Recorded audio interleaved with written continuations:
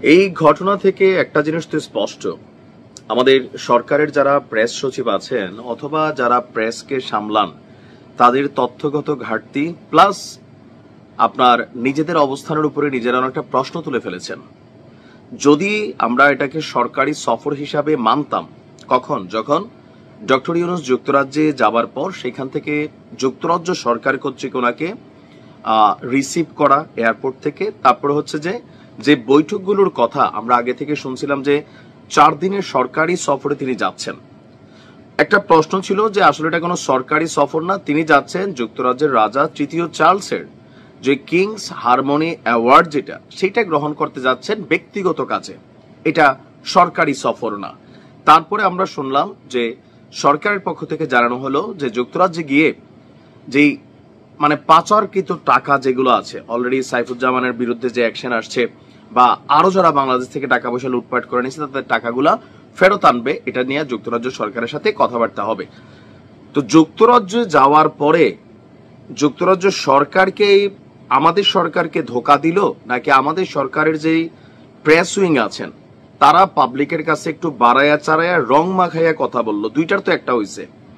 যদি এটা সরকারি সফরই হইতো তাহলে ওইখানে যাবার পর যুক্তরাজ্যের প্রধানমন্ত্রী আপনার আমাদের ডক্টর মোহাম্মদ ইউনূসের সাথে সাক্ষাতে অনীহা প্রকাশ করা, এটা তাহলে কিভাবে হইল? একটা সরকারি সফরের আগে তো প্রোগ্রামগুলোকে সেটেল করা থাকে, তারপর হচ্ছে ওই দেশে যখন তিনি পৌঁছাবেন তাকে ওইখানে রিসিভ করার একটা ইস্যু থাকে।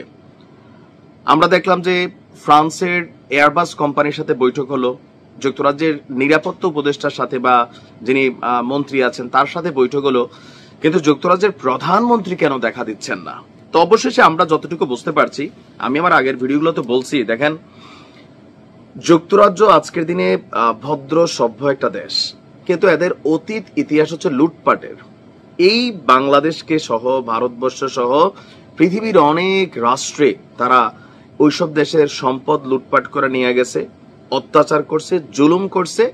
এরপর যখন তাদের রাজ্যে টাকা পয়সা সম্পদ বানাই ফেলছে, কৃতদাস প্রথা ছিল, তারপর হচ্ছে দাস প্রথা ছিল, এগুলো কিন্তু তাদের করা। তো একটা সময় আইসা তারা সারা পৃথিবীটারে চুইসা যখন নিজেদের অর্থনীতি শক্ত হইলো তখন পৃথিবীতে তারা ভালো হওয়া শুরু করলো, অনেক জায়গা থেকে দৌড়ানি খাইলো। তো পুরানা কিন্তু একটা ক্যারেক্টার আছে। এখন বাংলাদেশ থেকে যে টাকা পয়সাগুলা যুক্তরাজ্যে গেছে, শুধু যুক্তরাজ্য না, ইউরোপের যে সকল রাষ্ট্রগুলোতে গেছে, আপনার কেন মনে হয় যে ওই রাষ্ট্রগুলা সাইধা সাইধা আইসা টাকা পয়সাগুলো দিয়ে দিবে? হয়তো দিবে, কেমন 2-4 অল্প পয়সা মালিক যারা ওই দেশে টাকা পয়সা নিছেন, কিন্তু যারা বিলিয়নস অফ ডলার পাচার করে দিচ্ছেন তাদেরকে গ্রেপ্তার করবে বা তাদের টাকা পয়সাগুলো যুক্তরাজ্য দিয়ে দিবে, কারণ তারা তো নিয়ে বিনিয়োগ করছে ওই দেশে, কলকারখানা, কোম্পানি, ব্যাংক ইনভেস্টমেন্ট অথবা বিভিন্ন ভাবে তারা টাকাগুলো কিন্তু সেই দেশের সরকারের ইকোনমিকে শক্তিশালী করছে, সেই দেশে কর্মসংস্থান তৈরি হয়েছে। সো এই মানুষগুলোর টাকাগুলো ফেরত দিয়ে দিবে ডক্টর মোহাম্মদ ইউনূসের চেহারা দেখা, এটা একটা অস্বাভাবিক ইস্যু। আর আমরা যখন দেখছি যে ব্রিটেন সরকারের জোরালো সমর্থন আদায়ের প্রেক্ষিতে স্টারমারের সাথে সাক্ষাতের কথা জানিয়েছিল বাংলাদেশ, তবে তাতে সাড়া দেন স্টারমার।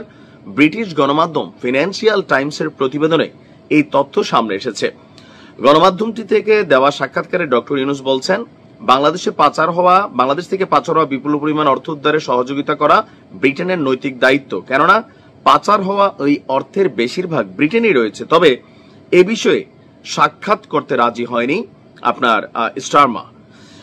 তার সঙ্গে আমার সরাসরি কোনো আলোচনা হয়নি। তো আলোচনা না হলে একটা সরকারি সফর কারা সেটেল করলো, কিভাবে সেটেল করলো? প্রেস সচিব গিয়া বললো যুক্তরাজ্যের প্রধানমন্ত্রী আছে কানাডায়। প্রথম দিনই আমরা দেখলাম যে মিথ্যাচার, আসলে এখানে কে কারে ঘোল খাওয়াচ্ছে না, এটাই মাঝে মাঝে একটা প্রশ্নের বিষয় হয়ে যায়। কারণ যুক্তরাজ্যের প্রধানমন্ত্রীকে যুক্তরাজ্যে রাইখা কানাডা পাঠাই দেওয়া, এই বিষয়টা তো একটা বড় ধাক্কা হয়ে গেল। তারপর দ্বিতীয়, ওই যে ওনাকে এয়ারপোর্টে কেউ রিসিভ করলো না। তৃতীয়, কোনো বৈঠক, কোনো দ্বিপাক্ষিক বৈঠক ওইরকম কিছুই দেখলাম না। যেটা দেখলাম কিছুক্ষণ আগে আমাদের প্রধান উপদেষ্টা তিনি কিংস চার্লসের সাথে দেখা করেছেন, রাজার সাথে, সেখানে তিনি অ্যাওয়ার্ড আজকে হয়তো কিছুক্ষণ সময়ের মধ্যে তিনি গ্রহণ করবেন। আলোচনা দুইটা ছিল, একটা ছিল যে ডক্টর ইউনূসের এটা যুক্তরাজ্য সফরটা সরকারি না, তিনি যুক্তরাজ্যের রাজার পার্সোনাল আহ্বানে তিনি পার্সোনালি তার অ্যাওয়ার্ড গ্রহণের জন্য গিয়েছেন। দিন শেষে কিন্তু এটাই এস্টাবলিশ হচ্ছে। এখন আমরা আসলে কাকে দোষ দিব? আমাদের সরকারকে, যে তারা জনগণকে একটা কথাবার্তা বইলা গেল, যেটাতে জনগণ খাবে, নাকি আসলে যুক্তরাজ্যের সরকারকে? তবে যুক্তরাজ্যের সরকার দায় এড়াতে পারে না, আর আমাদের সরকারেরও যারা কথা বলেন তারাও কিন্তু দায় এড়াতে পারে না। এখন ফাইনালি একটা অর্জন হবে, সেটা হচ্ছে তারেক রহমানের সাথে বৈঠক। ডক্টর ইউনূস বেসিক্যালি তারেক রহমানের সাথে দেখা করতেই যুক্তরাজ্যে গিয়েছেন, এটাই ফাইনালি এখন এস্টাবলিশড হতে যাচ্ছে। সরকারি সফর টফর কিছুই ছিল না, মানে এখন পরিস্থিতি এরকমই মনে হচ্ছে। ভালো থাকুন।